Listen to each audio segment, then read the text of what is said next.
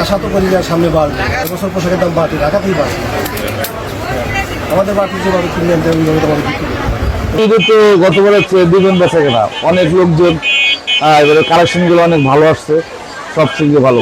আর দেখা গেছে কি যে বেশি চাই লাভও না, ঠিক আছে, পণ্যের দাম হয়তো যা বেচা হয়তো কিছুটা ভাগ চায়। তবে গতবারের চেয়ে এবার একটু কম যাচ্ছে।